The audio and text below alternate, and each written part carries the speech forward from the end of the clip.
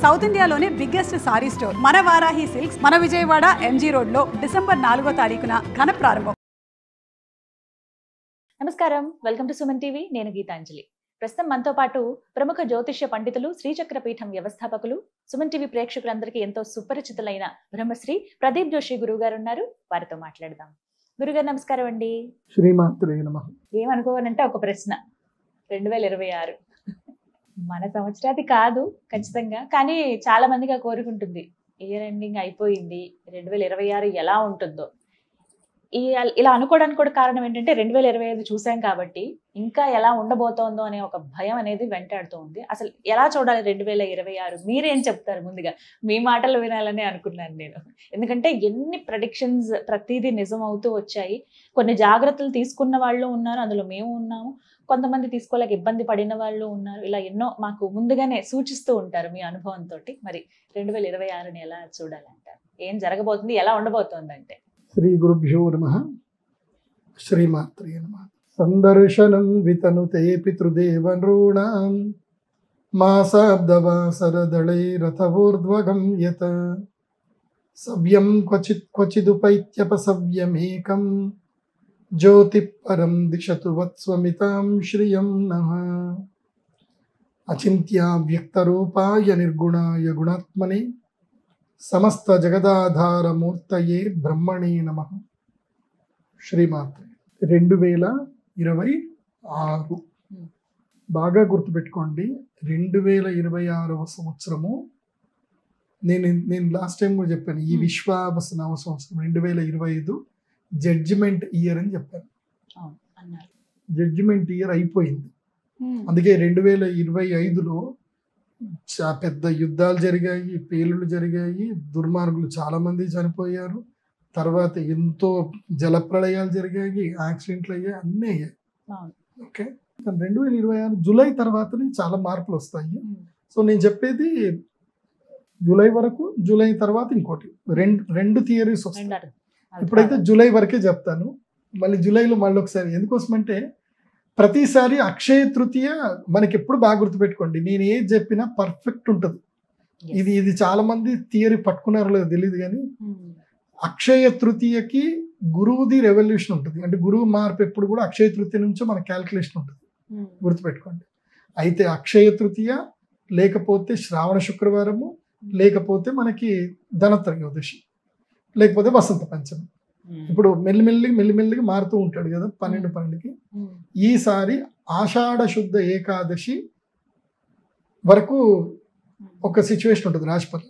అంటే అందరి జీవితాల్లో ఆషాఢ శుద్ధ ఏకాదశి వరకు చెప్తాను, అంటే పెద్ద ఏకాదశి వరకు. ఇక అనుకోండి వరలక్ష్మి వ్రతం అనుకోండి, ఈసారి అందరు వరలక్ష్మి వ్రతం అందరి జీవితాలు మారుస్తారు, ఎవరెవరి జీవితాలు మారుస్తుంది అది కూడా చెప్తాను. గురుగారు, ఇక ద్వాదశ రాశుల్లో చివరిది మీన రాశి వారికి 2026 ఎలా ఉండబోతుంది ఈ సంవత్సరం? ఇప్పుడు మనము మీనం అంటే ఏంది? చేపని మనం వల్లో పట్టుకొని దాన్ని ఒడ్డునేస్తే అది ఎలా గిలిగిలి కొట్టుకుంటుంది కదా. ఈ సంవత్సరము వరలక్ష్మి వ్రతం వరకు వీళ్ళ పరిస్థితి కూడా అదే. ఈ సంవత్సరము అత్యంత వరస్ట్, 12వ స్థానం. అందరికన్నా తక్కువగా బాగా లేనిది ఎవరికి అంటే మా చేపకి, మీనకి. ఏళ్ళనాటి శని ఉంది, ప్లస్ రాహు. ఇటు ముందు శని, వెనక రాహు. ఇటు పోనీయాడు అటు పోనీయాడు, అంటే ముందు చూస్తే నుయ్యి, వెనక చూస్తే గొయ్యి అన్నట్టు ఉంటుంది. ఓకే, చాలా దారుణంగా ఉంటుంది మీన రాశి వాళ్ళకి. దూర ప్రయాణాలు అస్సలు చేయకండి. ఏదో మా పిల్లాడిని స్కూల్లో డ్రాప్ చేసి వస్తానండి అని హెల్మెట్ పెట్టుకోకుండా వెళ్ళకండి. నేను చెప్తున్నా కదా, చిన్న గుళకరాయితోటి కూడా పెద్ద పెద్ద కథలు జరుగుతాయి. కాబట్టి చాలా పేషెన్స్గా ఉండండి, చాలా ఓపిక్గా ఉండండి. అగ్రెసివ్గా ఏమీ వద్దు, కోపం వద్దు, తాపం వద్దు. తిన్నామా, పడుకున్నామా, తెల్లారిద్దా, ఇంతే ఉండండి. మీన రాశి వాళ్ళకి నో ఫైనాన్షియల్ డీల్స్, నో కొత్త బిజినెస్లు ఏవి చేయకండి. అండ్ స్నేహితులకు కూడా సహాయం చేయకండి. గుర్తుపెట్టుకోవాలి, చేయమని చెప్తారు చాలు, నేను చెయ్యకండి అని చెప్తాను. మీరు చెయ్యడం వల్ల ఎక్స్పెక్టేషన్ పెరగడం వల్ల రేపు వాళ్ళు తిరిగి మీకు సహాయం చేయకపోవడం వల్ల మీరు వాళ్ళకి శత్రువు అయిపోతారు, వాళ్ళు మీకు శత్రువు అవుతారు. No financial deals, no transactions.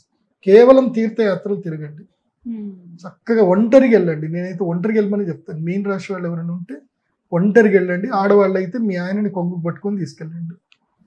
మీన రాశి వాళ్ళు అంతే. తీర్థయాత్రలు ఎక్కువగా చేయండి. ఈ సంవత్సరం ఒక్క గ్రహం పాజిటివ్గా లేదు మీన రాశి వాళ్ళకి. అంటే మధ్యలో ఏదో కొన్ని నెల రోజులకి ఏ బుధగ్రహము, ఏ రవిగ్రహము, శుక్రగ్రహము బెనిఫిట్ చేస్తాయి. కానీ రాహువు, కేతు అయితే సప్తమంలో ఉండి ఇట్లా దుర్రం చూస్తున్నాడు.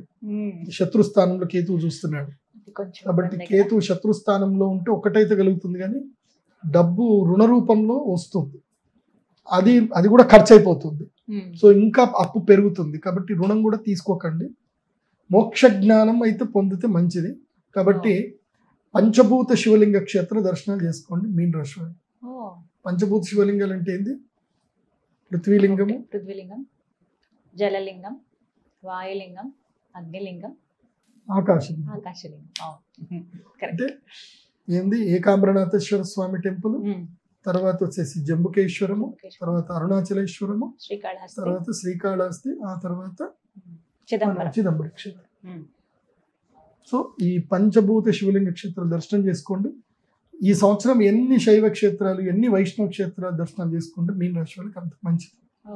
దైవ దర్శనాలు చేసుకోండి. మొత్తంగా 2026లో ద్వాదశ రాశులకి ఈ విధంగా ఉండబోతోంది. ధన్యవాదాలు. నమస్తే. శ్రీమతి.